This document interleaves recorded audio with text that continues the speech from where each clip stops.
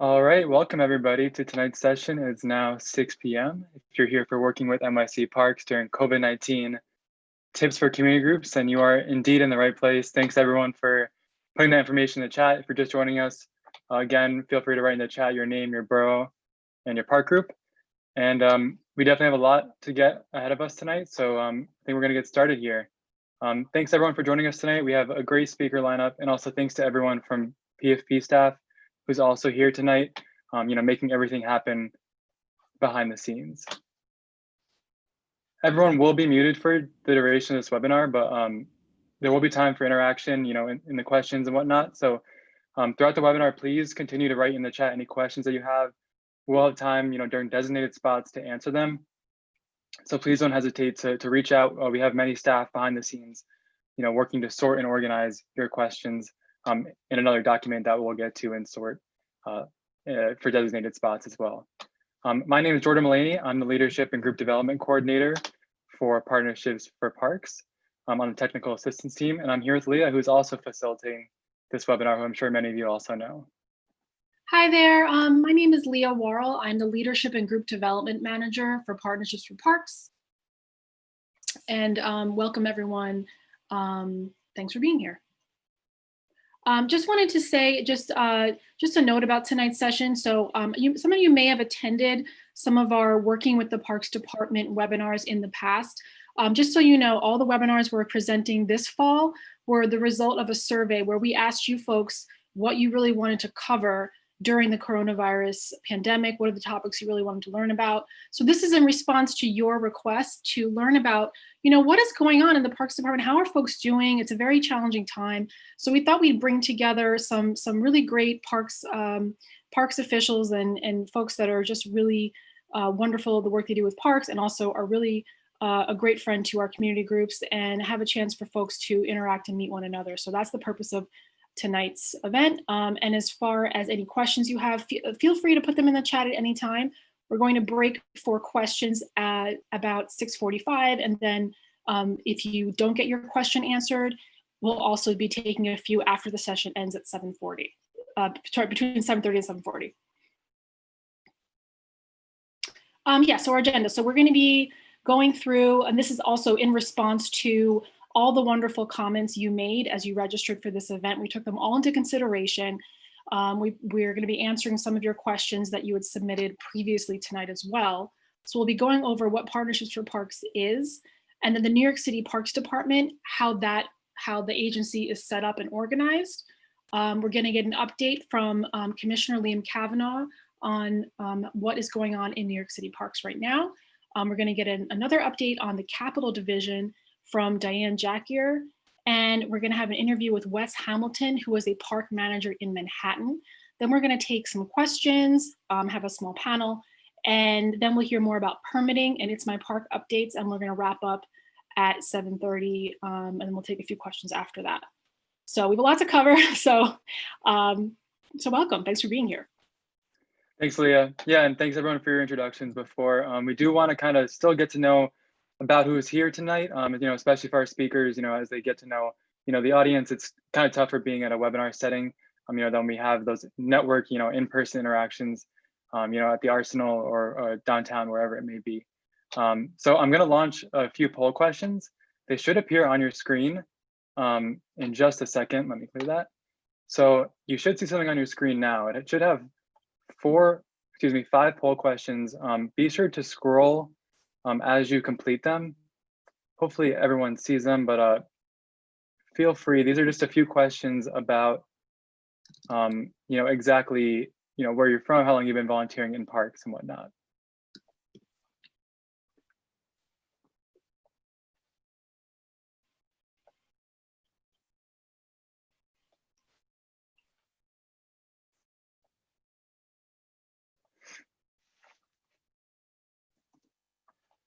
And we'll take a few moments for you guys to complete that.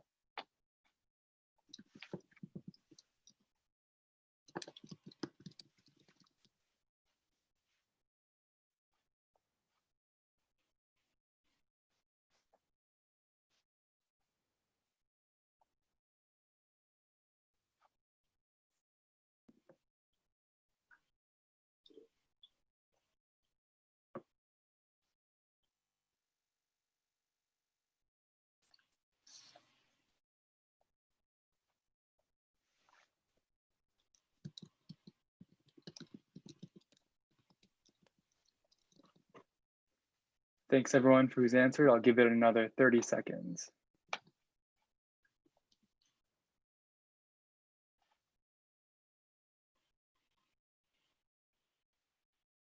Come on, Bronx. All right, you guys see you got 9 and Manhattan is 10. Like, come on, guys, someone else from the Bronx on here, right? Not that I'm, not that I'm biased. I'm just saying. And us staff, we can't vote, so sorry, we can't affect the poll.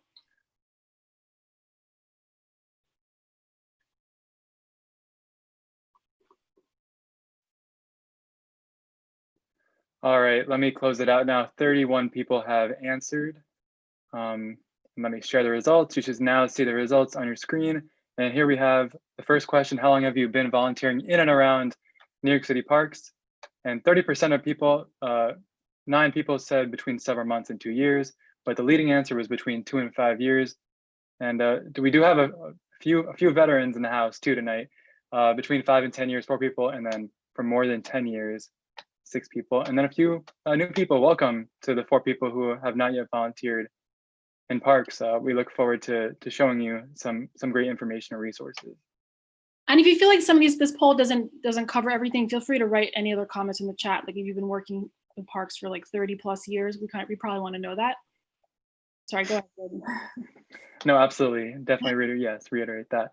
Number 2, we have 11 people from Manhattan, 10 people from the Bronx, Queens, 7 people, 4 people from Brooklyn, and 1 folks from Staten Island. Welcome to everybody. 2/3 of people have participated in an It's My Park event since COVID-19 or another cleanup event as well. 33% have not yet. Again, looking forward to sharing some information. And the 4th question, this is a tougher question to answer. Definitely, as we know, many of you fall into several of these categories, but it seems like beautification, natural areas wins out this round. And then number 5, are you currently part of an organization group that supports NYC Parks and Green Spaces? If so, what's your role? 21% of people are in a leadership, 64% of people are in a leadership position, 18% are members, and 18% are also not in an organization right now. So thanks everyone for sharing. It's great to get that information and kind of know who's here before we really begin. And hopefully it's also great for some of the speakers as they continue to talk. And let's continue. Great. So for those of you who may not know or not familiar, or those of you who may want a refresher, let me just do a brief intro to Partnerships for Parks. So Partnerships for Parks is a joint private-public partnership between City Parks Foundation, the nonprofit organization, and the City Agency of New York City Parks. PFP's role is to champion and grow a network of leaders that care and advocate for neighborhood and parks and green spaces across the city. How do we support you? PFP offers several different programs. The first being beautification, through maybe what you know is It's My Park projects. We provide the tools for you to host cleanup events in your parks, or you to join individually, or also corporate and nonprofit opportunities as well. Second, our training is like the one that you're at tonight. Again, normally we're in person, but since COVID, we're definitely been all online and all on Zoom. So thank you for being here. Third is staff support through an outreach program. We'll talk a lot about outreach tonight to get familiar with the ins and outs of the program. Fourth, we offer a one-on-one coaching support program. And last is a grants program with small grants of up to $3,000. Deadline for the capacity fund grant is on November 1st in just a few days. And then also we have Catalyst sites, Catalyst program for specific sites, which is a long-term community development program working in historically underserved New York City parks. So this is the second thing on the agenda tonight is just a who's who of citywide New York City parks. The structure, before we get to our speakers, we kind of want to set the stage for you, help you understand how the Parks Department is structured. It's our goal, I want to preface this, it's our goal to give you a very general breakdown. We're not going to get into every single office in the agency tonight, but what's helpful for you as a community group leader or community group member or a new volunteer to help understand New York City Parks. It's a very big agency. How can you understand it a little bit better? Again, we're not going to get into every aspect, but our speakers will definitely get a little bit more into the weeds as we continue along. So if we move forward, the Commissioner's Office is The first thing I want to highlight, the Commissioner's Office oversees all aspects of the agency and all divisions and departments. They work closely with the Mayor's Office, also with electeds, community groups, and park staff. As many of you know, the current Commissioner is Mitchell J. Silver, and the first Deputy Commissioner, who we're very fortunate to have with us tonight, is Liam Kavanaugh. You'll hear from him later on in this webinar. And then after that, the rest of these divisions are overseen by the Commissioner's Office, the first being operations, which manages the maintenance and operations of all 1,800 parks and playgrounds and buildings of New York City parks. In just a minute, we'll have a breakdown of how operations works in each of the boroughs. Next is the Urban Park Service and Public Programs Division. Public programs serve thousands of New Yorkers every year, ranging in ages from tots to seniors through a variety of innovative programs. And within public programs, there are 4 unique units: recreation, aquatics, then media education, and then last is education and wildlife. The Urban Park Service is also a part of this, which consists of Parks Enforcement Patrol, PEP, who provides security and safety in city parks and information about parks rules, and the Park Security Service. As well, the Park Security Service is also in this, with city seasonal aides and Parks Opportunity Program workers who receive on-the-job training experience with PEP to prepare for future employment. The next division is Community Outreach and Partnership Development. That's us, that's where Partnerships for Parks lives. They're part of this division. Community Outreach and Partnership Development is responsible for coordinating parks efforts to foster and grow relationships with constituents, civic groups, electeds, and also nonprofit partners. The partnership development aspect of this division includes formal relationships with larger conservancies that include park management and operation agreements with those larger conservancies. The COPD division also includes marketing, government relations, special events, arts, Green Thumb, in addition to other programs as well. Moving forward to the next division is Capital Projects. This division designs and constructs parks, playgrounds, and buildings on NYC Parkland, and also works with outside agencies and contractors on hundreds of projects a year. We'll get more in depth with this as we have Diane Jack here, who is the Chief of Capital Strategic Initiatives at Capital Projects. So she'll talk more about the process and whatnot. Next is Planning and Development. They facilitate the creation of plans for new and existing parks and also advise on funding strategies and lead the agency's open space agenda. And the next is Administration, which cares for the many properties and people, kind of work in every corner of the city and every aspect of the agency to make sure that things run smoothly, and they also work well with other agencies in the city as well. And then last but not least, it's a little bit of its own, system here is the boroughs. They have their own structure, and we're going to pass over to Sarah Barral, the Queens Outreach Coordinator. It's going to talk about more about how Parks operates, with the borough structure. And Sarah has been working in New York City Parks since 2015 and as an outreach coordinator since June of 2016. Hi, Sarah, how's it going? Hi, all. Thanks for having me.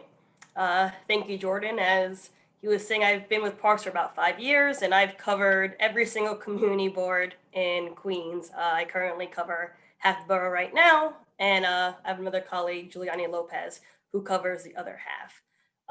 And I'm here to talk to you about kind of how the borough is set up. So next slide, please. As you can see, I'm going to use Queens as an example in this slide. The borough commissioner, he's the top dog that looks over the entire borough. In Queens, that's Commissioner Mike Dockett. Under him, there are these other levels. There's a chief of recreation, chief of operations, chief of staff, and director of special events and permits.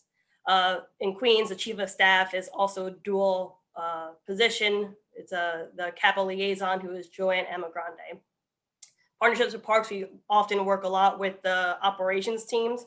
So if you go down the list over here, the operations kind of branch, there's a deputy chief of operations. The chief of operations is Jackie Langscombe, and then below her is Philip Sparaccio and Adriana Yatskiewicz.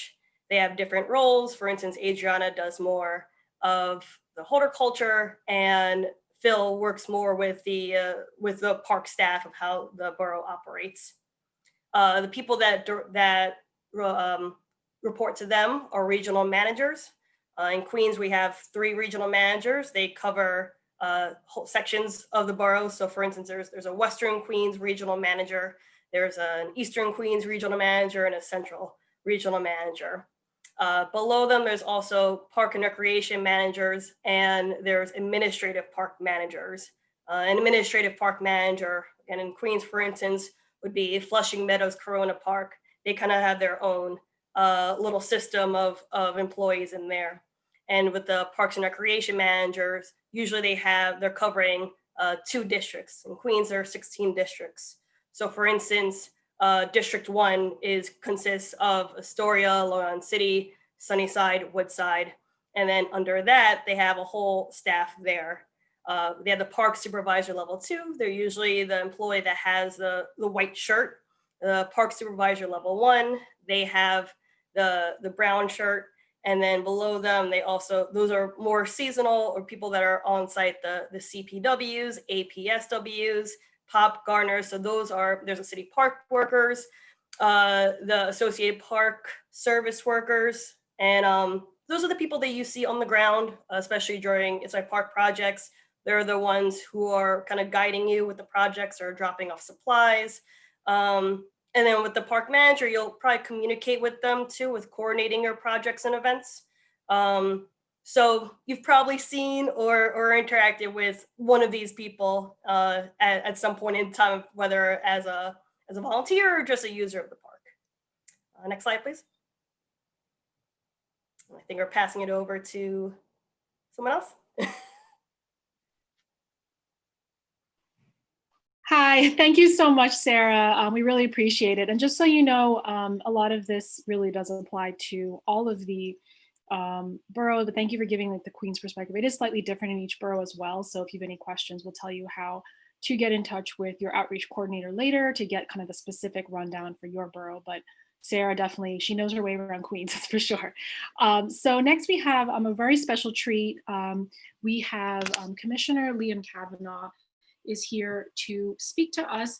So Commissioner Kavanaugh, he's been serving New York City Parks for, I'll just say, a few decades in such roles as Brooklyn Forestry Director, Deputy Chief of Operations in Brooklyn and Manhattan, and the Chief of Operations. And as first Deputy Commissioner of the Parks Department, he oversees efforts to improve the quality and increase the number of well-maintained green spaces in public parks throughout New York City.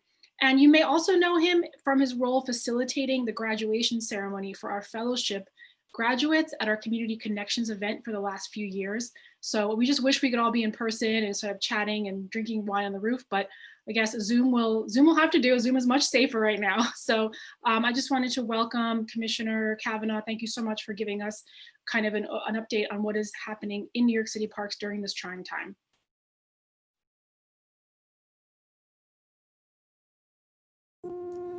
Thank you, Leah, and good evening, everyone. It's a pleasure to be with you tonight, virtually at least, if not in person. And I just want to thank all of you for being good partners to Parks. It's really an important part of what we do every year, but this year especially, as I'm sure you all realize. You know, the coronavirus completely upended life throughout the entire world, and we don't know when it will change and how it will change. And we think we're going to be living with it for quite a while. And the impacts are still unfolding. We're learning more and more every day about what we can do and how we can go about doing it. But when you go back to March, when it first really hit home here in New York City, which was the center of the outbreak in the United States at that time, and the area of the country that experienced the most severe impacts from the coronavirus. We all recall those times. They're terrible to remember. Many people lost their lives. Many families were severely impacted by coronavirus. And you know, it was a tumultuous time for all city agencies. Parks was no different. You know, when the city shut down, you know, we did not know how we were going to operate. You know, immediately, about a quarter of the employees of the Parks Department went on remote working from home. It's worked out very, very well, but it really has changed the dynamics of the organization when you don't have contact with people you used to deal with on a regular basis, and they had a difficult time, sort of figuring out their role and how to go about continuing to contribute to the Parks Department. But the vast majority of our frontline staff, the M&O staff, the maintenance and operations staff, public programs, that is the Park Enforcement Patrol, the Urban Park Rangers, our recreation staff, they have reported to work every day since the shutdown began. It's been remarkable. They've done tremendous work in many different arenas, I have to say, not just within the Parks Department. To be honest, we struggled and stumbled at the outset to try to figure out how we can operate safely, how we can protect our staff from the virus, how we should interact with the public, and what services and programs we could offer. As you may all recall, we closed down the vast majority of our facilities at the start of the pandemic. Our playgrounds, basketball courts, handball courts, ball fields, all of the active recreation locations within the park system were shut down because we did not want people congregating and spreading the virus even further. That was difficult. It was hard to keep people out of the park. Many people were not working. School was not in session, though there was remote learning occurring. People did not have any place else to go but the parks. And while the parks themselves were open, all of those facilities that they relied on for recreation and for diversion and for physical fitness were closed. And it was a very difficult thing to try to keep people from using those kinds of facilities. We did develop some apps that allowed our staff to report when they found large groups of people congregating inappropriately. Our staff was asked to approach them and to remind them of what they should be doing. But in fact, many people ignored us and continued to sort of act without really understanding the potential impacts of what their actions could mean. On top of that, we were asked to step into a lot of different things that were happening around the city, not just in parks and other public spaces, and our Park Enforcement Patrol staff did amazing work all over the city, interacting with people in commercial districts, in other public spaces that are not managed by parks, to encourage and educate them about taking the necessary precautions to be safe during the pandemic. Our recreation staff did an amazing thing. They created a program called the Social Distance Ambassadors, wherein all of the recreation staff were trained to go out into the parks and again into other public spaces and interact with the public, and again educate and encourage them to follow the guidelines, to wear a mask, to maintain appropriate distance among yourselves, to stay home if you're sick, to wash your hands, do all of the basics to help us keep the virus in check. In addition to that, we were asked to participate in things like the food distribution program. The city made 42 million meals available to people throughout the early stages of the pandemic. And much of the organizational logistics took place in our recreation centers, staffed by parkies from recreation and maintenance and operations. And it was really something that made us feel proud that we were contributing to a really important aspect of the city's response to the pandemic. In addition to that, we gave out over 7 million masks. In some cases, we had mask giveaways where we gave out thousands and thousands of masks at a time. In other cases, we were just in our normal business throughout the park system. When we ever encountered people who were without a mask, we offered it to them. And in most cases, they were gratefully accepted and people appreciated what we were doing. And we still do that. Our PEP officers and our rangers still hand out masks while they're on patrol and still encourage people to follow the basic guidelines. As the pandemic progressed, however, other things happened within the country. You had the horrendous murder of George Floyd in Minneapolis, which triggered enormous protests across the country, calling for re-examining the role of race and racial equity across the country in many different ways. Many of those protests took place in parks around the city. It's one of the things that Parks provides, a space for people to speak their mind and to let the powers that be know what's important to them. It was great that we were able to host that, but it did create another real difficult impact on the system and on the people who were managing the system. So while we're really proud of the role that Parks played in that really important time, it also created a lot more impacts than we normally experience at that time of the year. As the city progressed, as it got the virus under control, we were able to start reopening our facilities. They were unbelievably welcomed by the public, as I'm sure you know.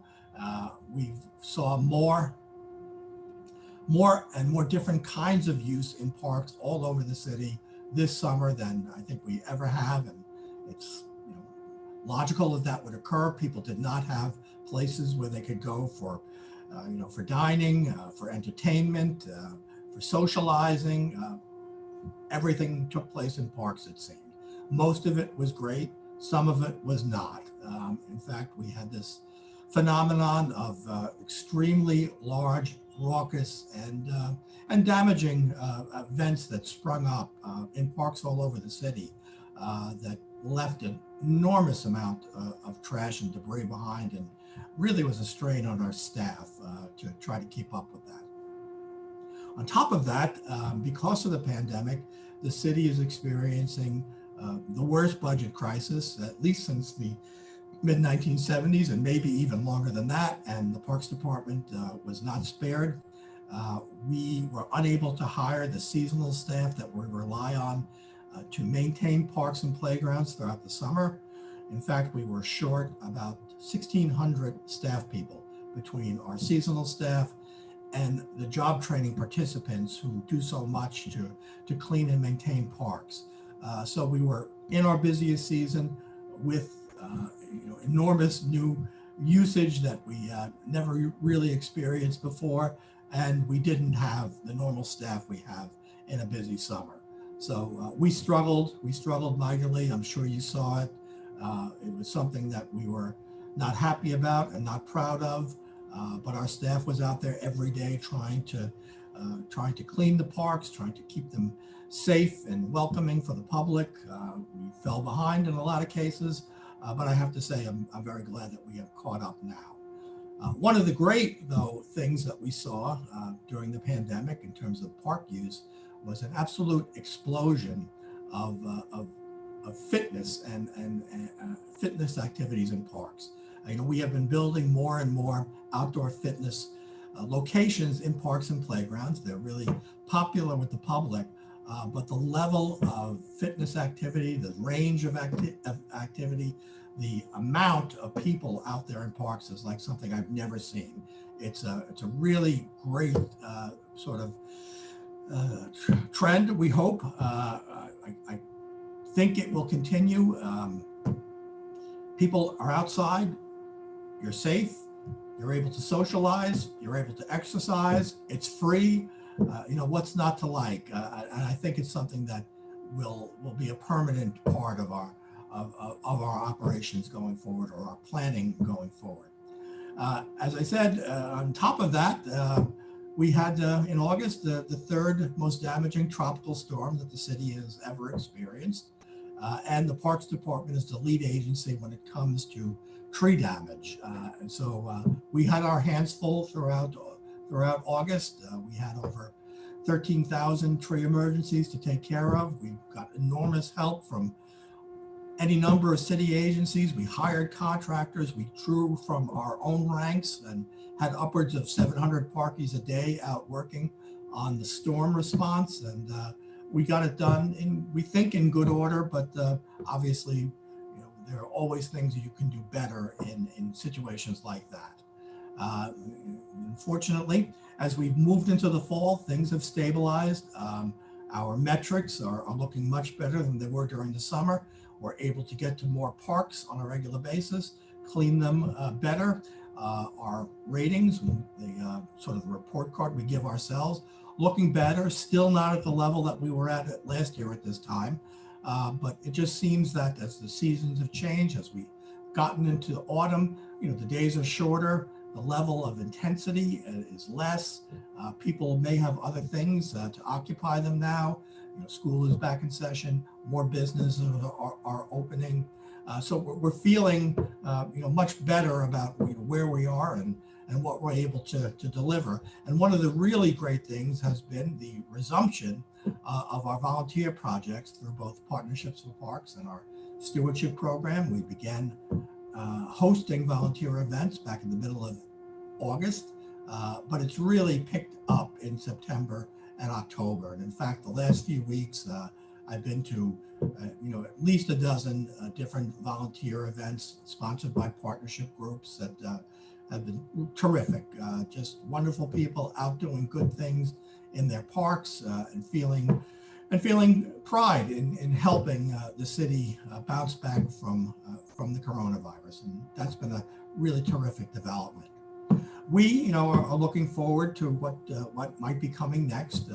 We're taking a really deep look at how we clean and remove garbage from parks. It's one of the basic things that we do every single day, but sometimes when you take things for granted, and your assumptions may not always be borne out when you sort of look behind the curtain and see what's really there. Oftentimes it turns out to be a guy from Kansas and not the great and powerful Oz. And we're finding that a little bit in our review of our cleaning and collection procedures. And we're hopeful that we're going to be able to strengthen ourselves in that area. So even if the budget doesn't improve significantly between now and next summer, we'll be better organized and able to to tackle the demands of the season better than we were this year. And one of the aspects of that approach is communications around litter and personal responsibility. And that's an area that we're hoping that our partnership groups can help us amplify at the local level, and perhaps contribute to some of the social media ideas and viral kind of things we're hoping will get the message out to more people. And so we'll be probably coming to you over the next few months and asking if you have some ideas along those lines. In addition to that, the city's budget is still really up in the air. We don't know when and how we're going to turn the corner there. And one of the ideas that has been floated to help the city sort of make it through this crisis is to offer an early retirement incentive to city employees. There are hundreds of park employees who would be eligible if that were to happen. Many of them are in supervisory and management roles. They've been people who are experienced, who really have great knowledge about the system and help it run in significant ways. So we're trying to plan for that in case it does happen, and identify the people who might be able to replace them, and to define a training and mentoring program to help them assume those new roles should that happen. So that's another thing that we're spending a lot of time thinking about and planning for next season. And finally, forestry is something we're always working on. We have a lot of great ideas about how we can improve our operation and organization after the storm. And we'll be spending a lot of time in the next few months working through some of those ideas. And I'm really confident we're going to have more and better ways to tackle big crises like that going forward. So that's a quick synopsis of what we're doing here in Parks, and I'm happy to hear what everyone else is up to, and look forward to your questions. Thank you so much, Commissioner. We really appreciate it. So we're going to be coming back to, you guys can feel free to still put some questions in the chat. Just make sure you direct your chat to everyone, and we're going to be collecting and compiling those. So we're going to have 2 other park speakers. So ask your questions. We're going to come back and have the Commissioner answer some of those in a few minutes. So next, I wanted to introduce our next speaker, who is Diane Jackier. and she is the Chief of Capital Strategic Initiatives for NYC Parks. She implements division-wide initiatives to improve the quality and efficiency of the Parks capital process. She also was part of creating the Parks Capital Project Tracker, which she still maintains, and you'll hear more about that. And she has also supported park group leaders throughout over the years. She's come and spoken at our workshops many times, talking about the capital process, how parks are built, and sort of the complex process that is part of it. And she's really broken it down and made it easy to understand. So we really appreciate her being back today. So Diane, welcome, and we'd love to have you talk about an update on what's going on in the Capital Division. Thanks, Leah. I'm going to give you all a really, really condensed version of the capital process presentation. Typically, when I go over the capital process, it takes about 2 hours. So thankfully, you guys will all be spared that presentation. But I'm just going to give you a brief overview of the Capital Division, who we are and what we do, and how we've been impacted by COVID. Just briefly about myself, Leah introduced me. I have been, just wanted to mention, I've worked at Parks for 12 years. I've been in the Capital Division that whole time. First as the Chief of Staff for 5 years for the division. And then I moved into my current role as Capital Strategic Initiatives Chief. Next slide, please. Next slide. So the first question, I think that's just really important for everyone to understand is, what is a capital project and how is that defined? And it's pretty simple. There are two overarching rules that we have to follow for a capital project. One is that the project has to be greater than $50,000, and it also has to be in place for 5 or more years. So examples of that are playground reconstructions, new buildings, comfort station reconstructions, tree planting. It does not include routine maintenance. It does not include things, like cleaning parks, things like that. So it is a pretty broad definition, but it is something that we have to follow very carefully. Next slide, please. Over the next 10 years for the Capital Division, we do have a pretty significant budget, which is good, and we hope it stays in place given the current fiscal situation that the city is in. But for the next 10 years, we do have a budget of $5.3 billion.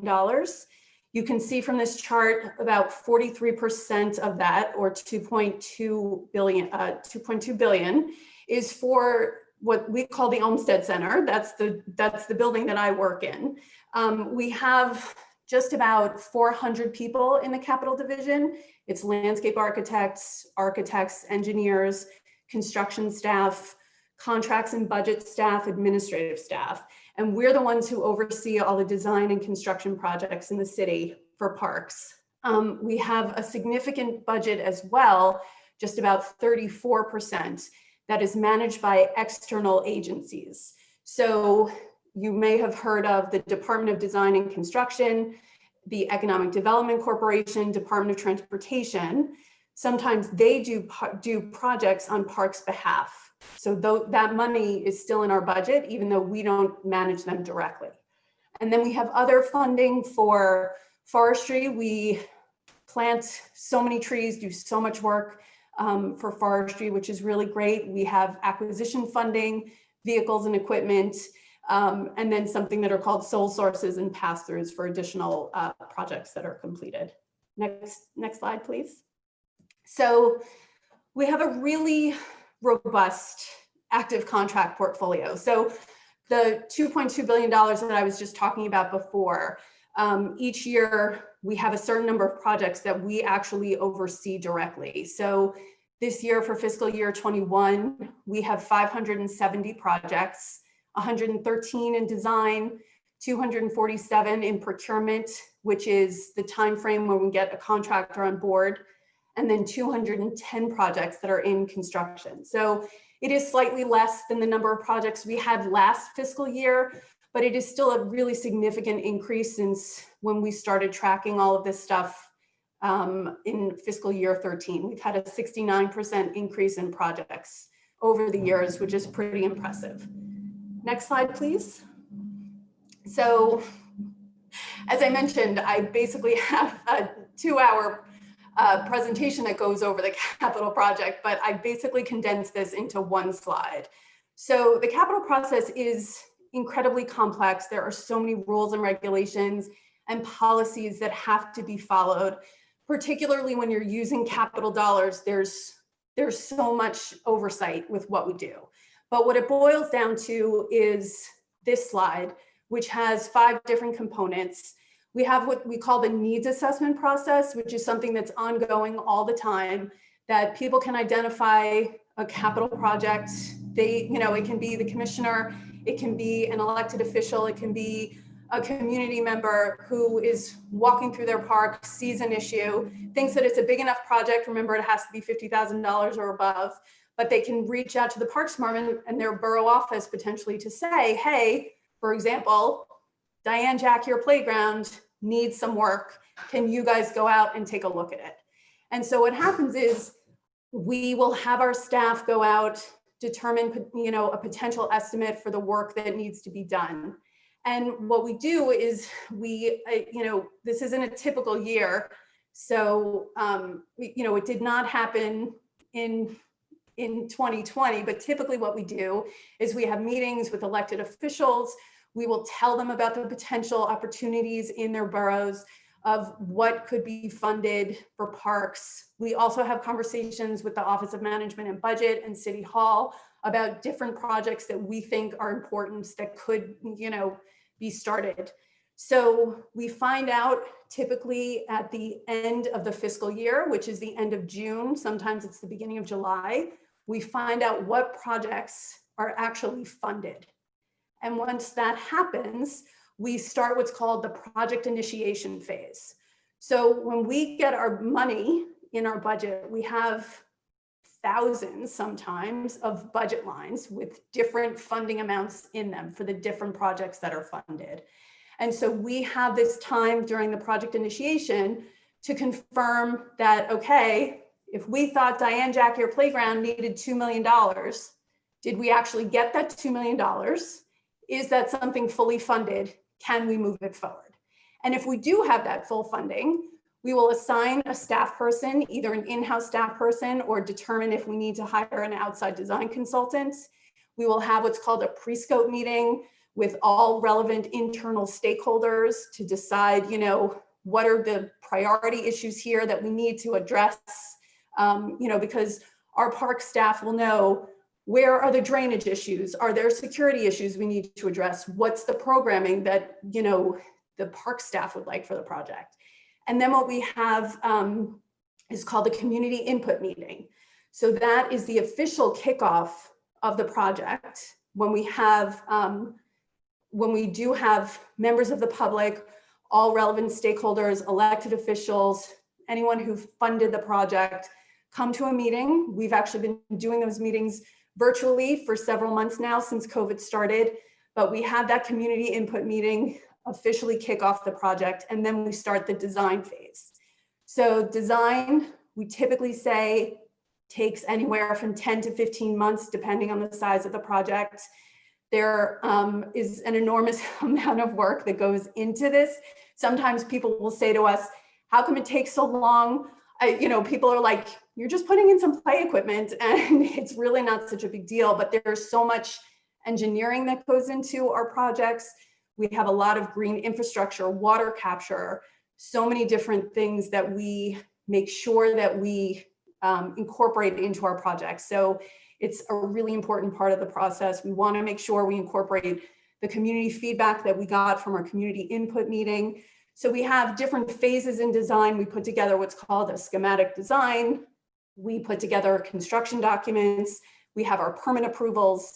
Once all of that is completed, we move into what's called procurement, which is our fancy way of saying that we're getting a contractor on board.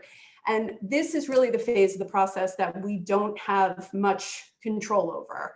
I think we did an analysis, about 80% of the steps in procurement are outside of the Parks Department's control. It's external agencies.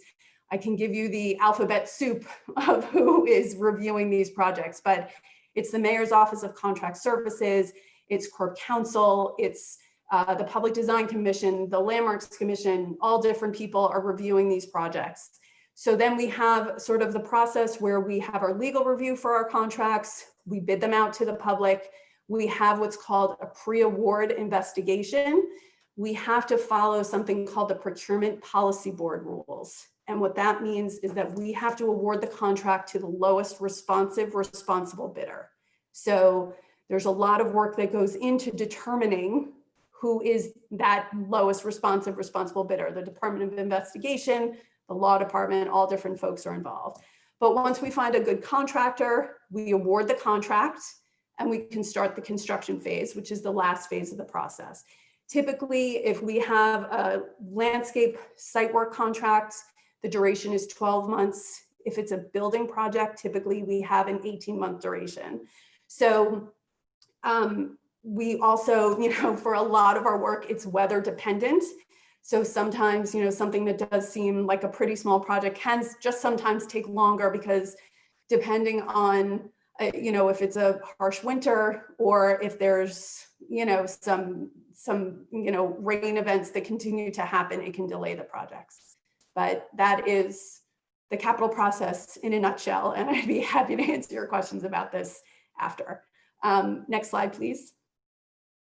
So as Leah mentioned, we also have our capital projects tracker. This is actually a great feature that Commissioner Silver, was his brainchild about 5 years ago. He said, I want to figure out how we can get more information to the public. How can they learn about our projects? And we created what's called the Capital Projects Tracker. It is, there's a link to it from the Parks website, and it's something that's updated every single day for all of our active projects. So those 500 projects that we showed before, that are in design, procurement, and construction, we have a page like what's on the right side of your screen here that shows the project. It shows the progress in design, procurement, or construction. We have schematic designs available once they're approved by the Public Design Commission. We have a timeline that shows when each phase starts and ends. We have funding information and contact information as well. Next slide, please.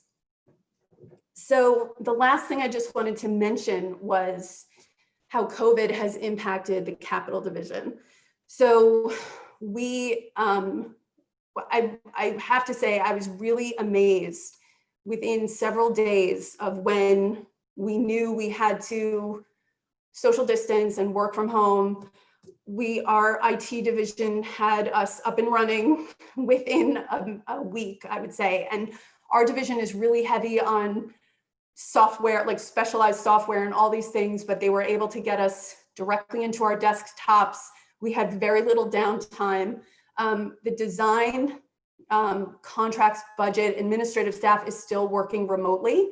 Our construction staff has been working in the field since things started back up in June. So I'm sure you're all aware, as everybody is, that because of the governor's executive order, most of our projects shut down, most of our active construction projects shut down in March. And luckily we were able to start most of them up again. We got the approval from the governor on June 8th to open everything up, which was great. And then we were able to start new construction projects. So brand new construction projects were started in August, which was also really good just to get things moving again. And then, as I mentioned, because we were able to work from home so quickly and we were up and running, and because we also have such a robust in-house staff, all of our landscape architects and engineers, our designs, our in-house design projects continued to move forward throughout the initial, pandemic, which was really, really great. So we didn't have, almost all of our projects continued to move forward. And then we had new designs that were able to start in September. So where we have had the biggest impact is in the procurement phase, that phase where we get contractors on board. So at this point, we have several hundred projects, unfortunately, that are still not moving. We have been working with the Office of Management and Budget to prioritize our projects, and hopefully some things will start to move in the very near future. We're very hopeful for that, but it will have an impact on some projects because they have been sort of paused in this procurement phase for many months.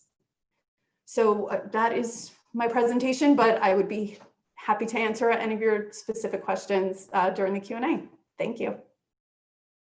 Thank you so much, Diane, and thank you to the commissioner. And just, we just so appreciate all the work you're doing on behalf of everyone in the city and all the staff and all the hard work that you've done. And thank you so much for sharing that. We do have one more speaker before we get to questions, and he needs to actually leave by like 7:05. So Jordan, did you want to introduce Wes? Sure. So going back to that map we've kind of used as our general, overview tonight, let's go to the boroughs, and then we're going to go into what Sarah covered so great, which is, so we're now in the boroughs, and then now we're going to go back to the borough structure, and then to a park manager. We're very lucky to have Wes Hamilton, who's a park manager in Manhattan. He oversees operations, inspections and maintenance of multiple park districts in Manhattan. Wes, if you're here, it's so great to have you. Why don't you get us started by just introducing yourself, what districts you cover, and also, your background in parks and how long you've been working in parks and whatnot. Well, thank you, Jordan. Hi, hopefully everyone can hear me. Before we get into that, I also would like to echo what was said earlier. We really want to thank everyone for coming out tonight and spending some time with us. And as a park manager and working with many community groups and volunteers in the parks, I really can't thank everyone enough for their participation in these things. And it really makes a huge difference in both the Parks Department and in your community. So thank you for that, and thank you for coming out tonight. Again, my name is Wesley Hamilton. I'm a park manager for New York City Parks Department. I started in Parks Department in 2004 in Staten Island as a gardener, and then also a park supervisor, brown shirt. Some of the titles were listed earlier. I also have worked in Brooklyn as a park supervisor, and then was promoted to a level 2 white shirt park supervisor. And then in 2017, I was promoted to administrative park and recreation manager. And my areas, the areas that I manage are on the east side, District 6, 8, and 15, which includes the neighborhoods of Murray Hill, Stuyvesant Town, Kips Bay, Upper East Side, Yorkville, and the East River Esplanade. As a park manager, our role is very involved. We're involved in many different aspects of the Parks Department. And I may be moving into other things here, but our main role, our direct role, is we directly oversee the maintenance staff, everything from their payroll, and direct them as to make sure that the park standards are met and administrative directives are carried out. We also help with personnel policies, make sure that those are carried out, and we coordinate with different divisions, as we met with Capital, and as Liam mentioned, forestry crews. So a lot of our work is coordinating with people come to managers. We try to be very community involved with both the volunteers and the public. And as we mentioned, we are a fairly large agency, and it's very hard for everyone to know how we operate. And that's what the managers really try to get in and resolve and direct traffic. If somebody comes with me with a question, or I might not be able to answer it, but I would direct you to the person who could correct the issue or answer your question. So that's a little bit about me. And I've been working for, like I said, 16 years with the Parks Department. And I've also worked for Parks Department in different locations. I originally from South Carolina and worked 10 years for the Parks Department there. And most of my background is in horticulture. Thanks, Wes. So, as we've heard tonight, so many of your colleagues from Parks, things are changing under their purview and whatnot during COVID. Can you talk about what's changed for you and your staff in the recent months? How's it going? Like, what's your day-to-day like? Yes, and that's a good question, because things are always constantly changing with COVID. I mean, safety is the biggest concern with both the public and our staff, and with volunteers. So that's created a lot of changes, and as we know, a lot of that is still fluent today based upon the science and the knowledge that we have, as we're still learning about this this pandemic and this COVID. Some of the changes and challenges, it's changed how the usage of the park as Liam mentioned earlier. I mean, And things are always changing whether we opened it. So we've seen currently right now, a lot of people are using the parks for get-togethers, or you don't want to host anything in your house because that's not very good, but people still want to socialize and they want to get out and exercise. So we're seeing a large increase in exercising in the park. We're seeing picnics and stuff of that nature. And those are changing the way that we operate as well. I mean, we have staffing issues. We have, we have to deal with as the days of people trying to work through a cold or over, so now if somebody's not feeling well, we encourage them to stay home. We don't want to spread any illnesses. So that's a changing direction and safety with our staff, and as well as with the public.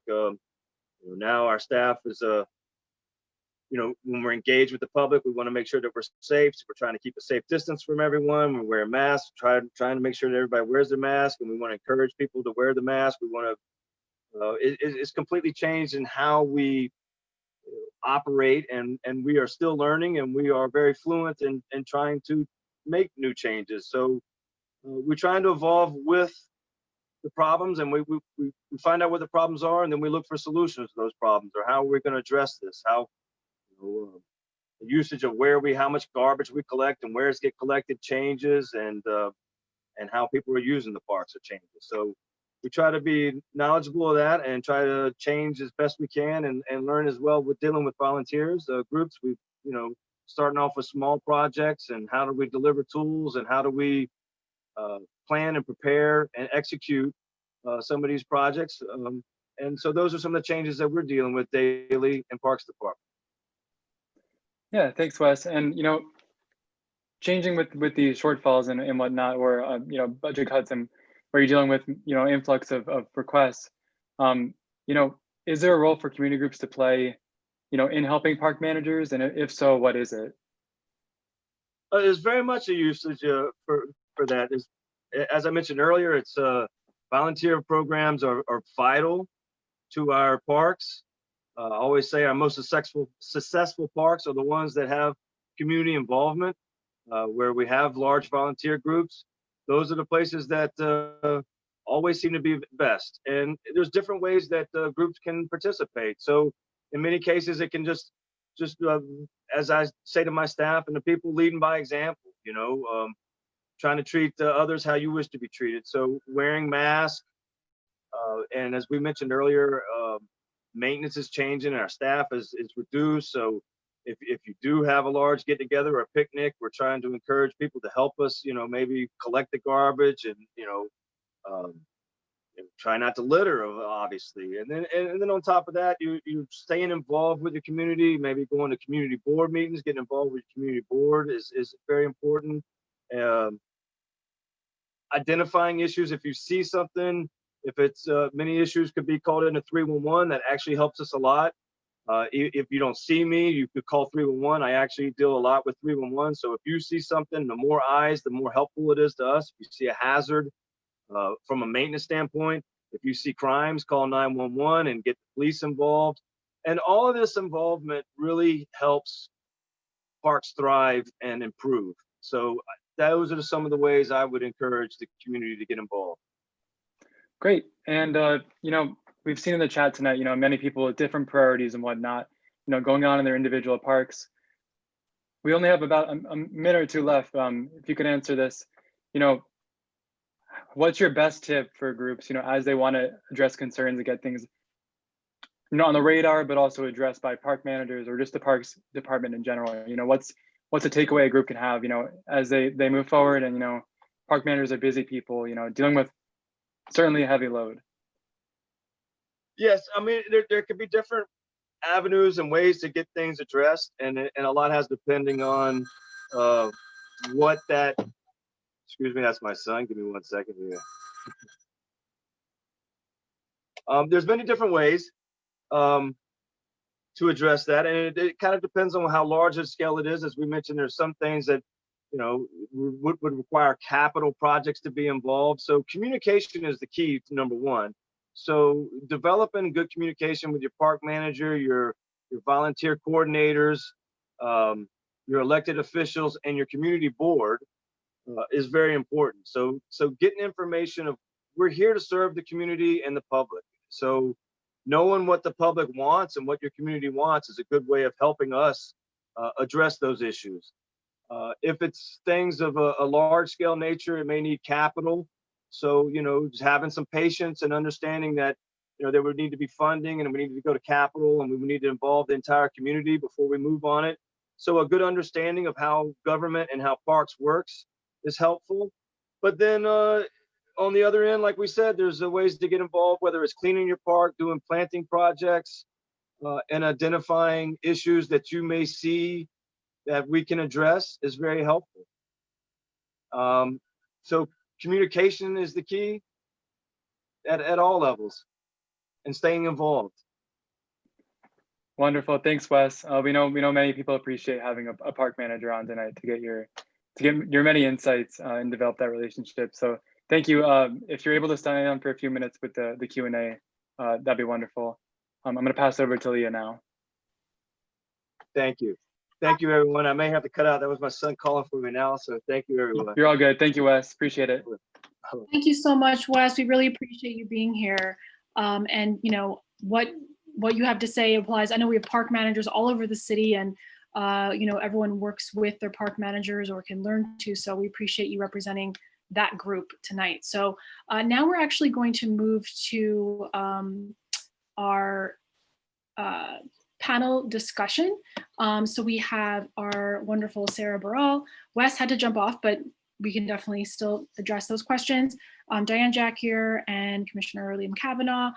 We do have some other folks from PFP on the line as well who may jump in and answer a few things. Just before we even get to that, just to let you know, I know we have so many questions that have come in. The more specific questions that came in that are very specific to your specific park, we're not ignoring those. We just may cover sort of the more general to the whole room questions. And then if you have very specific questions, you can stay on till the end of this webinar, or we'll tell you how to get in touch with your outreach coordinator or some of the offices here.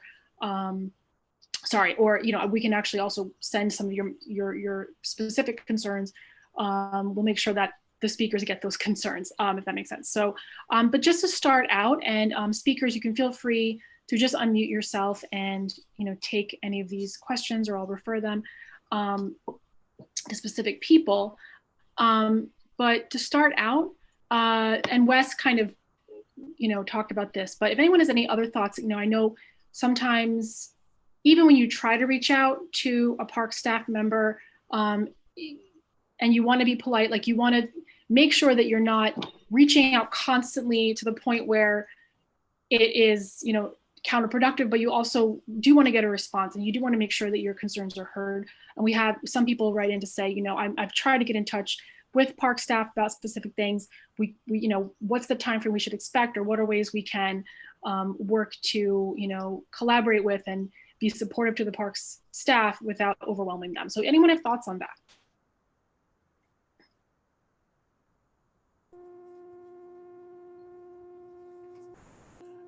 Let me jump in here. Yes, it's easy for us to get distracted. I apologize for that. Persistence works. If you really, having a relationship with your manager like Wes, and Wes is, clearly someone who is accessible, and there's been a number of comments to that effect that have made it into the chat while he was talking. Really get to know your park manager. He or she, because we have many female park managers, are the people who can help you solve problems. I apologize in advance if they don't get back to you quickly or immediately, but persistence works, particularly here in the Parks Department. I think that's your best avenue for getting a response and getting action, because they can really connect to the different parts of the agency that can make things happen. Thank you so much, Commissioner. I would definitely second that persistence is important. And also just to make sure there's someone like Sarah for you, meaning that there's outreach coordinators all over the city. If you don't know who your outreach coordinator is, they are there to support you and help you get your questions answered. So we are going to send out a list of outreach coordinators across the city. There's about 15 of them, approximately, maybe around there. So definitely, definitely don't walk away from here without knowing who your outreach coordinator is. They can help you get in touch with your park manager, your park staff, if you have any further questions. And thank you so much for that, Commissioner. Patience and persistence is key. I wanted to just also move on to, we had a couple questions about parks during COVID. Wondering whether, now I know there was a mention of social distancing ambassadors. Just curious about an update on that. So is mask use and social distancing, how is that monitored by New York City Parks officials at this point and going into the winter? I don't know if Commissioner, you had a thought on that. Well, as I mentioned, the Park Enforcement Patrol and the Rangers continue to do that during their normal routines, whether they're on patrol, whether they're delivering programs, whether they're leading tours in parks. They look for people who are not, practicing the basics, social distancing, mask wearing, those kinds of things. Approach them, offer them masks, encourage them, educate them. We try not to do heavy-handed enforcement. We find that to be counterproductive in some cases, and it often creates a situation that escalates in a way that nobody wants. So we still rely primarily on the education and encouragement. And I have to say, the vast majority of people that I see, both on the street and in parks, are really making an effort. And I think it's part of the reason why New York City has been able to get the virus under control so far. We're all very concerned about what's going to happen in colder weather when people spend more time indoors. But I think the results speak for themselves, and New Yorkers have taken it seriously, and the results show. Okay, great, thanks. And then a follow-up to that, Commissioner, if there are any distribution of masks happening on weekends in the parks or during the week, is the Parks Department currently doing any mask distribution or is planning to? I don't think we have anything scheduled, any mass distribution scheduled right now. We still do it on an episodic basis, or as I said, when Rangers or PEP officers are on patrol, you can approach them. And of course, if you're using the subway, you can go up to the subway, to the token booth. Well, it's not a token booth anymore, but to the clerk in the booth and request a mask, and you can get one there as well. I also saw someone handing them out in front of a NYCHA property as well.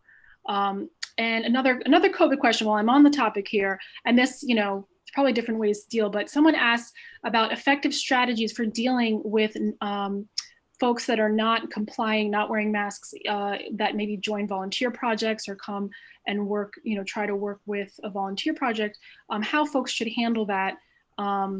And, is it something, I did hear one thing from our volunteer program, just that, the Parks Department does require that for volunteer projects, folks are wearing masks, and that someone could share that with a volunteer that may come up without a mask. But any thoughts on, sort of best practices in terms of dealing with that? I would suggest that you remind them of the importance of wearing a mask when you're interacting with people who are not members of your immediate family. Point out that all the other volunteers, or probably all of them, are following that guideline, and encourage them to do so. And if they don't, I think there are ways to sort of amplify the message without getting confrontational. And by that I mean, asking the person to either leave perhaps, or to work in an area by themselves where they're not coming in contact with other people. It's not the easiest thing to do, but sometimes you have to, make a statement about, the importance and remind people of the importance of taking those basic precautions that keep us all safe. Yes, absolutely. And of course, reiterating, not wanting to get into any kind of confrontation, anything like that. Yes, of course. And from my perspective, most people who are volunteering, have a commitment Right. to their community. That's sort of at the basis of most of the people like yourselves who volunteer, and I think they understand the importance taking personal responsibility in a situation like this. Absolutely. And just something that will help, actually, if you could go to the next slide, Becca, for a second. Okay, so this slide, which you can look at later, it actually has resources from our volunteer program. You see where it says flyers and it says NYC Gov flyers. If you go there, there's actually handouts that you can get that talk about how to wear a mask, the importance of wearing a mask, and you can actually put those up during your project.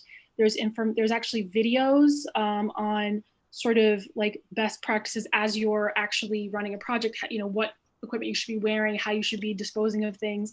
These are videos put together by our staff and resources put together by our staff. So feel free to check out these resources as well, because we want to make sure that you're safe as you are running and participating in volunteer projects. So if you want to go back one slide again, I just wanted to point that out because there were a lot of questions about COVID. Did any other speakers, Sarah, did you want to cover anything or did we cover that? I think you mostly covered it, especially, it is a tricky part with people who sometimes don't cooperate with social distancing or masks.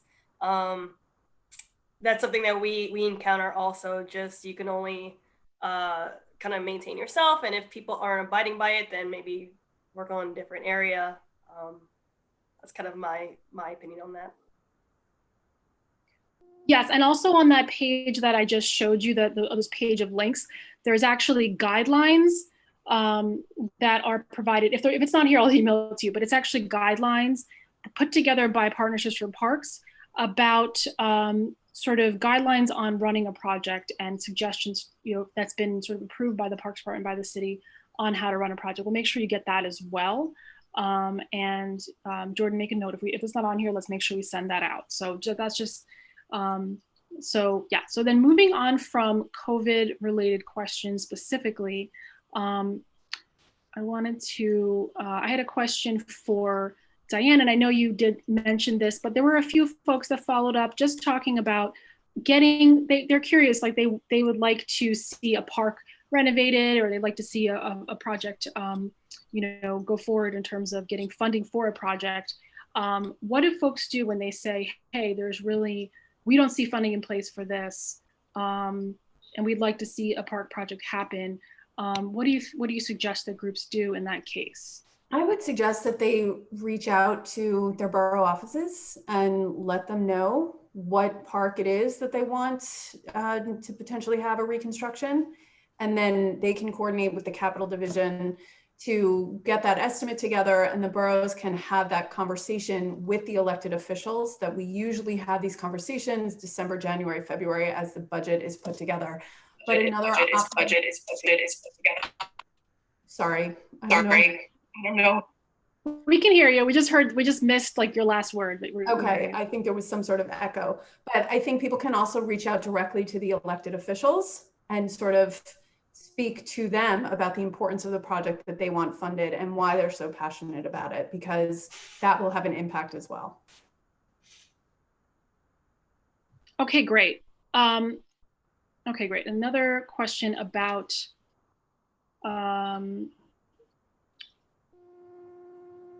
sorry, one second, guys. I know there's a lot of such great questions coming in. I want to make sure.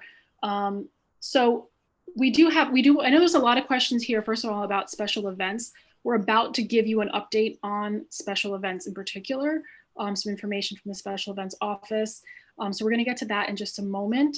And we're also going to be getting to some more specific questions at 7:30. So I wanted to just see if we could get into and one other thing too, there's a lot of questions about building your group, like how do you raise funds for your group? How do you start a new group? And we actually have a number of webinars coming up where we cover those topics. So that's why we didn't cover them here. But let's actually go into our special events update. That's going to answer a lot of those questions. And then we'll come back to some of your questions in a little bit.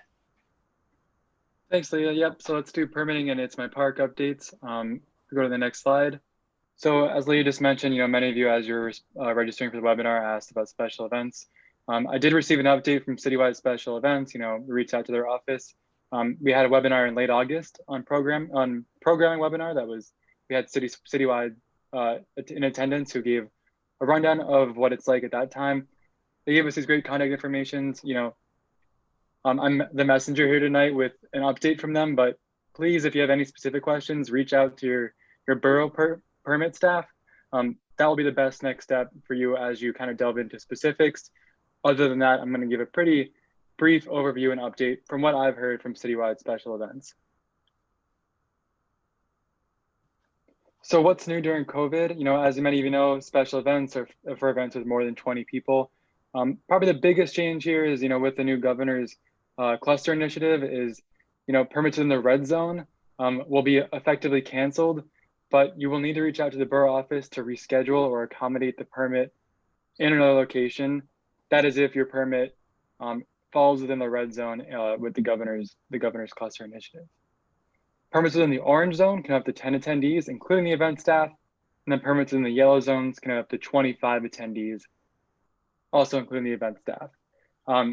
If you have a yellow or orange if you're in a yellow or orange zone, you have a special events permit, you will need to reach out to the borough permit office and agree on these new parameters before you can hold your event. But these are big updates: 10 people for orange zones, 25 people for yellow, and no permits at all for red zones. And then what goes, widespread is that 50 people at any time, no more than that. That's in accordance with the mayor's executive order, which has been extended to the end of the year. Next slide. We covered these two things, in depth in our last program webinar. We'll send you the link to that so you can see, what special events recommends, how you fill out this event safety plan, and it give you, a page by page review of it. And also these other parameters that your permit will automatically denied if you request authorization of vehicles or a sound device permit, etc. Where can you find special events permit? By going to New York City Parks website and going to the permits tab, then down to special events. We'll send this link out as well. So talking about red, orange, yellow zones, what is that? You can find out what zone you're in by visiting the COVID-19 zone finder. Type in the address of the park in that top left-hand corner, and then you'll have to find the address of the park if you don't know it. Plug it in there, and then a pin will drop right where your park is, and that is in the right zone. And so that yellow pin right there, Rufus King Park is right now in the yellow zone, which means that they can have up to 25 people in attendance at a special events permit event. That said, still reach out to your borough permit office to make sure you agree on these new parameters before you can actually have your event. Next slide. Again, want to reiterate this. If you have any more questions about the permit process, please reach out to these contacts. We'll be sending this PowerPoint out after the webinar, but this is your golden ticket to getting those questions answered. Phone is preferable, but if you don't have a response, feel free to reach out to these people at the permit staff with the email addresses. Moving forward, fielding court permit requests, that's a whole different thing than special events permits. There are changes during COVID-19 as well. File applications, New York City Parks is only reviewing and issuing permits for youth leagues and organizations, adult organizations not being reviewed or issued at this time. Winter applications, they're accepting applications for the 2020 and 2021 winter seasons, only on synthetic turf fields. And then again, adult organizations leagues will be accepted, but permits won't be issued. And then the last bullet there is, a link to apply. We'll be sending this out again. Questions, please do reach out to the sports permit offices by borough. Next slide. That's it for me. Sarah Baral is going to come back with an update on It's My Park events and also overview of outreach. Hi, Sarah. Thanks, Jordan. Next slide, please. So as I said before, I'm an outreach coordinator in Queens. I cover half the borough. Queens is the biggest borough with the most parks. I'm covering a lot of parks. Next slide, please. There are, I think, 15 of us, 14 of us. There are 3 outreach coordinators in the Bronx, 4 outreach coordinators in Manhattan, 2 in Queens, 3 in Brooklyn, and 2 in Staten Island. Go to the next slide, please. If you're new, not sure where to start, just talk to us. These are kind of the main ways that we kind of navigate where to help you. If a group already exists, there's probably plenty of great stuff that's happening. We'd love to connect you. If you need to start a new group, we also have a bunch of great resources to kind of help guide you what your goals are and how we can meet the needs of the parks as well. Next slide. How should I get in touch with my outreach coordinator? Or why you should do it? You can connect with your NYC Parks staff, that list of all the park managers, supervisors, CPWs. Those are great people to know and be friendly with. I can be connected to other great park volunteers. There might be other people that are also doing some fantastic work in your park, whether it's cleanups or programming or other engaging activities that maybe you don't know about, but your outreach coordinator might. You can get valuable insight on what next steps to take. Again, we can help you guide what your vision and mission are, and hopefully they align also with the Parks Department as well. You can learn about other resources within partnerships or parks and beyond. It is so key to be a part of our eBlast, because not only would you be up to date with what's happening in partnerships with parks, but the Parks Department and things outside of our resources that you can connect from not citywide or even nationwide organizations. And finally, we think you're cool. As cheesy as that is, like, if it wasn't for y'all, we wouldn't be here trying to, you're here to kind of lift our game up and vice versa. We want to make, because there's so many times that y'all are on the ground and you're telling us what's happening, and you know, we get so inspired and you know, creative with solutions, want to work together. So we're here to help you, because we want to make your environment and our environment the best way possibly be. Next slide. But remember though, there are some do's and don'ts. You can help you organize a community cleanup with your park, with the It's My Park program. Unfortunately, I personally cannot fix all your problems. I try really hard, and I know the other outreach coordinators do as well. But there are certain things we can't physically just do everything, unfortunately. We help you find resources like grants and trainings to build your capacity. Just like I was saying, be sure to be a part of our eBlast. We can connect you to NYC Parks staff that you'll need to work with. Again, back to the other all the other employees of parks, between the maintenance and operations staff, the special events. It takes a village to really make your park and your experience with the park the best possible. You can decide how much money goes towards your park. Nope. We're here to guide you, but we don't know exact numbers, or sometimes it's just kind of out of our scope as well. We help you advocate and fundraise for your park. Kind of going back to what the commissioner said, just being persistent and patient, and we teach you how to just stick with it. Don't give up, and just keep talking to the right people and explain, like, this is why it's necessary. And support you and your community in setting and achieving your park goals. Kind of like I was saying, we have not only workshops and trainings and documents kind of help you visualize and organize those goals and visions and missions. We have a lot of resources to help you kind of make your dreams come true. Next slide, please. A little bit about the volunteer program, the It's My Park projects. I'm sure a lot of you have participated in our beautification projects. Next slide, please.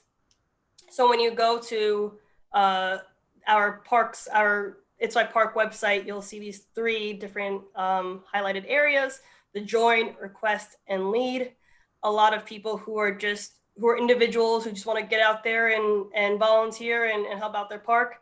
We guide them to the website, and a lot of times there are just kind of drop-in events that are happening, and you can see when there are certain projects at certain times. You can come in and help clean up. You can request a project as well. These are good for groups who are places of worship, boys and scouts and troops, nonprofits as well. They're episodic and flex, kind of the organizations that need volunteer hours. A lot of corporate organizations as well. Gives information about that, and a lot of you, from the survey that we did earlier today, was like, y'all are already leaders and you're conducting your own It's My Park projects. Just be sure you work with your outreach coordinator. It's super important to put in the It's My Park application. We were saying before too that not every Inside Park application requires a special event permit, especially if it's under the 20 volunteers mark. With putting in that application, it helps us organize and notify the parks maintenance and operations staff that who's coming out, what they're doing, because they need to know what's happening in their park. And it's a good way also kind of track the group's records and goals as well too, to identify, okay, maybe we should come out a few more times, we should work on these kind of projects. So this is a great way to utilize the Inside Park project and leading a project. Next. So what's new during the COVID-19 volunteer projects? How we used to, pre-COVID, we'd asked you to put in your IMP application the first of the month prior to, but now we have more of a flexible window of 2 weeks. So if you're putting in an Inside Park project for the first time, we require a group leader to also take the Inside Park orientation training. It's about a 30-45 minute Zoom orientation, and they tell you, you sign like a guidelines, it's a waiver. Not a waiver, it's a guideline. So it identifies that you're gonna abide by social distancing, you're gonna wear your mask, you're gonna tell your volunteers to do the same as well. There are certain projects that we are focusing on, which is the general cleanups and weeding. We've done some bulb planting now because as a lot of you know that. Sarah, I think we may have lost your audio. I hear her. Oh, sorry about that. I guess. Am I still good? Yeah, someone gives you a thumbs up. All right, thanks. So with the Inside Park projects, there are definitely particular projects that we would like you to focus on, the general cleanups. Certain parks that are bigger and more spread out, we can do bigger like 20 or 25 people. 10 is a sweet spot. Like I was saying too, we focus on general cleanup. And then the toolkits as well, those are limited, but with the toolkits, those are for groups we started our Inside Park, we opened it up, our Inside Park projects back in July, August. So those early groups who were able to participate in Inside Park projects were able to get toolkits with a ton of bags, gloves, grabbers, and they were able to hold on to those supplies to conduct future projects for the upcoming months. Now we're opened up a little bit more, and you could talk to your outreach coordinator and your park manager to see if there are other supplies that you need, especially with like the bulb planting. If you need to borrow shovels or get more gloves or bags, we can help you accommodate that. Next slide. And thanks, Sarah. That's it for me. Thank you. And let's keep going too. Thank you so much. Thank you so much, Sarah. I know we're short on time. We're going to officially end in just a couple minutes, but I just want to show you this picture of the Friends of Kivlehan Park. They're out there in October. They're working. They're long sleeves, cleaning up the beach. So we know that this is who all of you are. Like you guys are working so hard to support parks, even during a pandemic. So we're going to go back in a minute to taking your questions, which are all your questions are important. And just so you know, we're going to make sure you guys get answers to them, even if it's not tonight, we're going to help you with that. But if you do, some of you said you had highlights to share, you have something exciting to share. So please feel free to write that in the chat as well. If you have anything you want to brag about, highlight, anything, could be even personal, professional, feel free to do that. And we're going to wrap up officially. We're going to give you a little more information and wrap up officially at 7:30. And then we're going to, after that, take some additional questions for about 10 more minutes. Thanks, Leah. So I'm about to go over a lot of stuff. Rest assured, all this will be in an email afterwards. If I go through it quickly, please forgive me, but it will all be in an email afterwards. We have a 2-part series on setting goals that Leah and I will be facilitating. One on November 9th and one on December 10th. If you ever were a part of our fellowship or ever wanted to be in that, this is where you want to be. You can sign up for one or both these sessions. That'll be great. Lots of time, interacting with each other and hearing about our important work, your important work. Next slide. Yes, please join that. Please sign up for all of these, especially the goal set. And then more of a selected topic that you guys, really reinforced to us in some of the post evaluations and whatnot is another workshop on growing your group. This will be more member engagement. How can you really pitch to people in your community how to join your group, and how do you create like long sustaining goals for your group, or members actually for your group. And then one last reminder is that if you're looking to apply for this year's capacity fund grant, applications are due on November 1st at midnight. To learn or apply more, please visit cityparksfoundation.org/grants-resources. And then after the session, as I just mentioned, we'll be sending out a very important evaluation form. We encourage everybody who was in attendance tonight to please fill it out. Please be honest with us. Please tell us your highlights. Tell us the worst things about this. We want to know everything about it.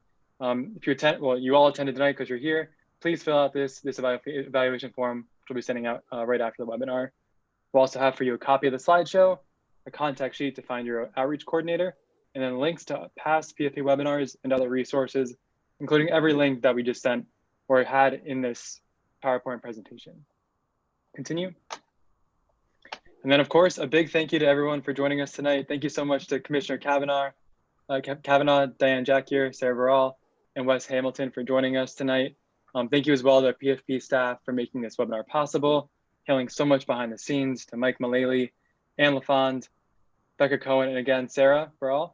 And thank you all for joining us on a Wednesday evening. We're so glad you can come talk to us about things parks, and hopefully you can leave tonight with some new information and tips for working with parks during COVID-19. As Leah mentioned, we're going to open up to try to get to all your questions, or some of your questions tonight. We'll be here for another 10 minutes, and everyone else, you are welcome to go and enjoy your Wednesday night, but feel free to stay on with us as well. Yes, thank you so much, Jordan. Yes, I know we packed a ton of information into this. And remember, we will be sending out a recording if that helps. You can watch it again, but I know we did throw a lot in there. So take a deep breath. We're going to take a few more questions. Thank you so much to our speakers. I did see this come up a few times about holiday tree lightings and what we're going to be doing about those in terms of, that is a gathering. Any word on what will happen with holiday tree lightings and permitting? As of now, we think we will be permitting them. They'll be subject to restrictions in terms of both the number of people who can participate, and we're going to want people to follow the guidelines, of course, wear masks and maintain a good distance and not congregate unnecessarily.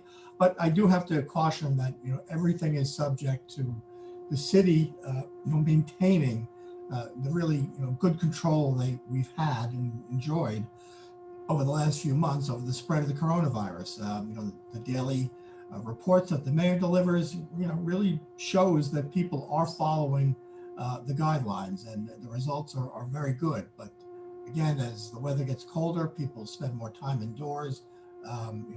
We're fearful that there could be an increase in cases, and if that occurs, it may be necessary to impose more restrictions on some of the things that we're hoping to offer or planning to offer right now. Okay, great. Thank you so much for that.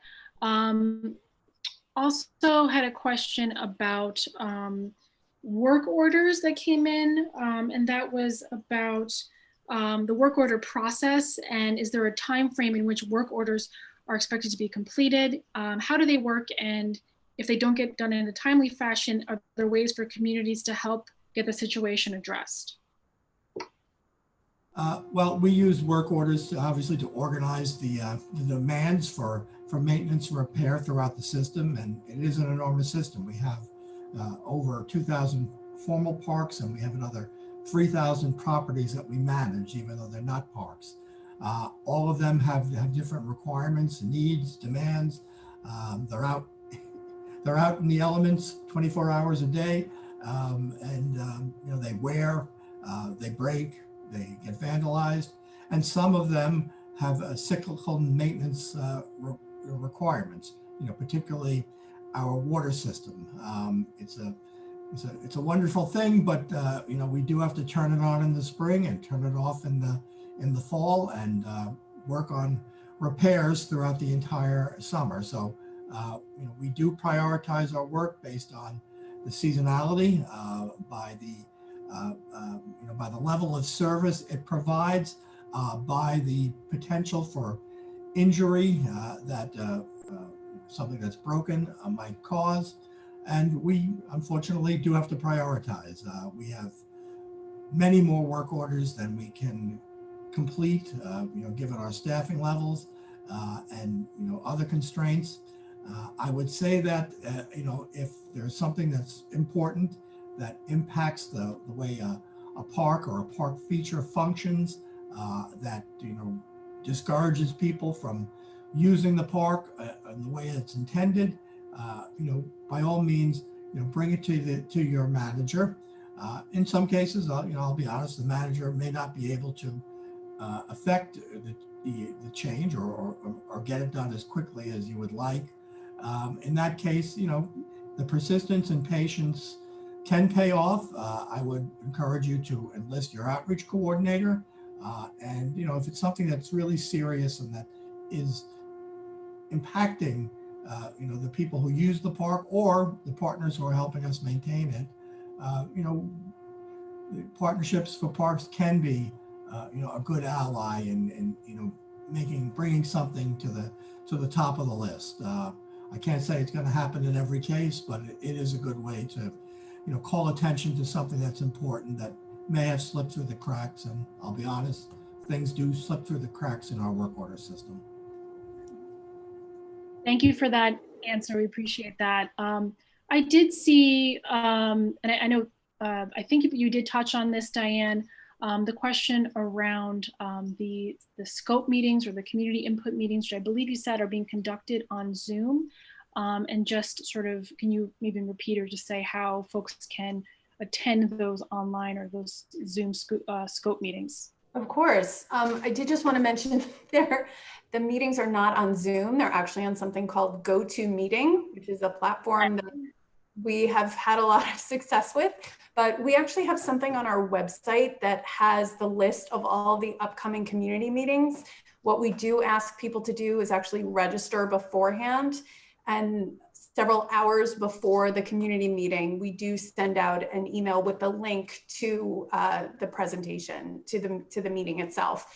So we think, you know, the scope meetings are such an important part of our process. We want to get as much input as possible from all the stakeholders. So we have, you know, it's different in the age of COVID. We've relied so much and have gotten so much help from Partnerships for Parks in getting the word out to people. Our elected officials have also been tweeting out information, putting it on Instagram, just helping us get the word out, which has been really great. But, you know, so the one thing is that, again, just to mention, you do have to register beforehand, but we do allow, similar to this meeting, you know, we want people to ask their questions in the chat function. You know, people can call in on the phone and ask questions because there's a phone feature for GoToMeeting. We want it to be as interactive as possible. And then we also have a survey that's available for up to a week after the scope meeting to get people's feedback as well. So we would love to hear from people and have them participate. Okay, I believe that Sarah posted that link on our chat right now. Thank you for explaining that further. And yes, I appreciate those. I know some folks have left, so I thank you to those who sort of reposted their question in the chat here. And we are going to go back and make sure that you submitted one earlier that we're going to follow up on that. So just a couple other questions before we have to wrap up. There was a question around, now, Delina, could you write a little more about what you're looking for? Trees that were planted along your street, if you wouldn't mind being more, like just sort of saying more about that, that'd be great.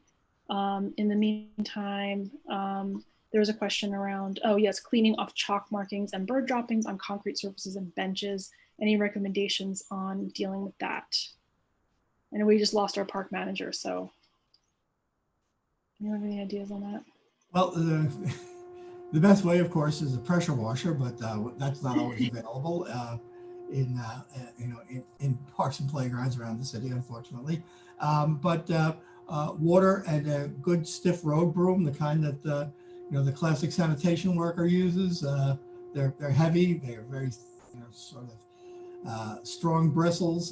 They'll do the job. It does take some elbow grease, to be honest, but it will do the job on both chalk and bird droppings. Okay, I thought you were an expert on that, Commissioner. I just, I wasn't sure, but thank you for clarifying that. I appreciate it. And oh yeah, the question did come in terms of community groups that want to organize cleanups, around permitting on that. And I think we went over it, but if community groups want to organize a cleanup, do they need a permit or they get a penalty from PEP? Can you sort of explain again how you can avoid getting any kind of, penalty? Maybe Sarah, if you could take that. Certainly. Like I was saying before, a lot of NYC Park projects don't require a special event permit. As long as you put in the NYC Park application and you get approval from your outreach coordinator and your park manager, it should be fine. You want to make sure too that the number of people at the volunteer project abides by the guidelines. So if you are expecting more than 25 people at your volunteer project, you may need to inquire about having a special event permit. Again, that's something that you need to confirm with your outreach coordinator and your park manager. And let me just add, I hope that no one has ever gotten a summons or gotten any grief from a PEP officer for conducting a volunteer activity in a park. If you did, I apologize. But we are looking at ways to make the volunteer experience a little less bureaucratic and a little more flexible and spontaneous. There are other organizations that we work with. One I can think of off the top of my head, Trees New York, where they have a program called the Citizen Pruner Program. They train people to do basic street tree care, including some low-level pruning. You don't leave the ground. You don't go up very high in the tree, and when you complete the training, you receive a citizen pruner card, which allows you to go out and give care to any street tree in the city. And if anybody asks you, you can just show them your card and you're good. And we want to do something similar like that for our volunteers. So you don't have to be part of an event. You don't have to go through a special event permit process. And if something happens in your park and you want to take care of it, we want to help you do that as quickly as possible.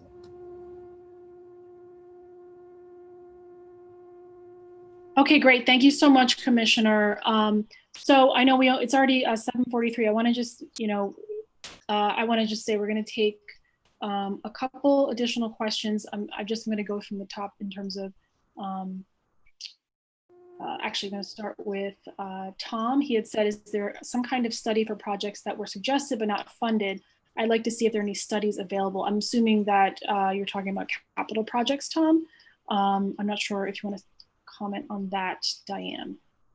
I'm not aware of any studies of projects that weren't done that are sort of available. I don't quite know. I'm sorry if I'm not understanding the question.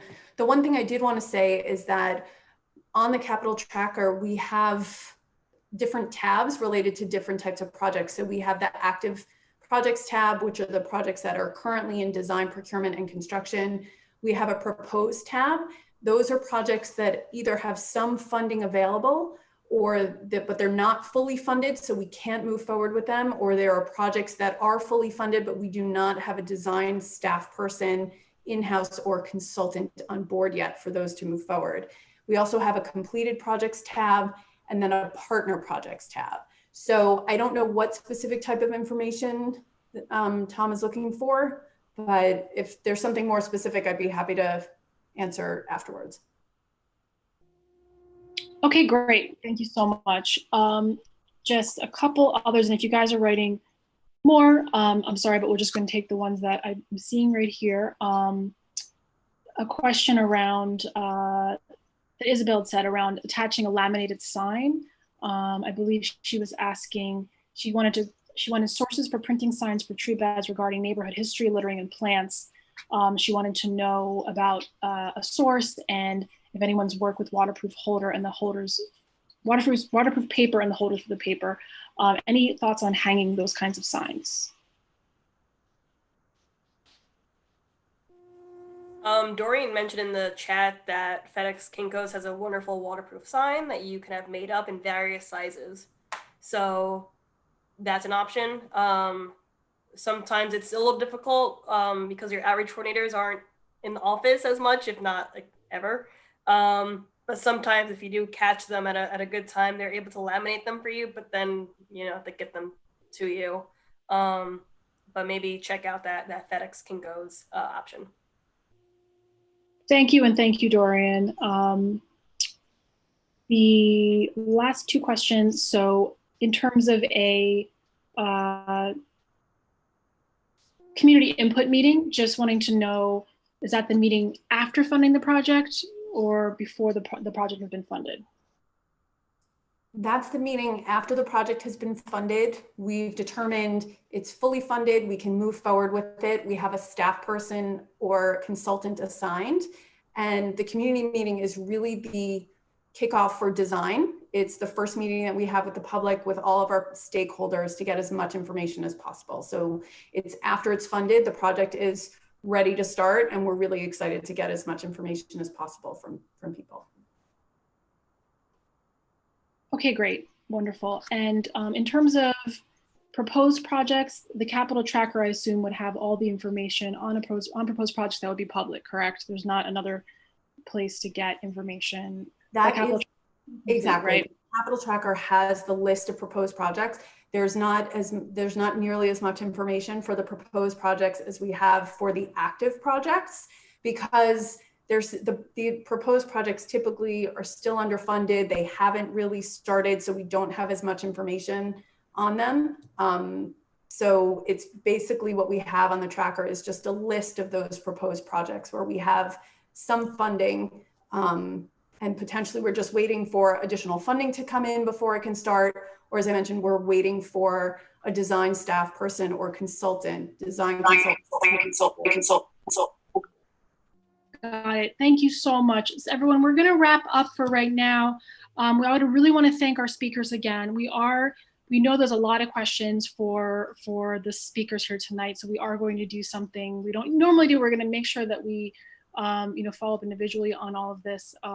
And so thanks again to all of our speakers, all of our staff, and everyone have a wonderful night. We hope to see you at the next webinar.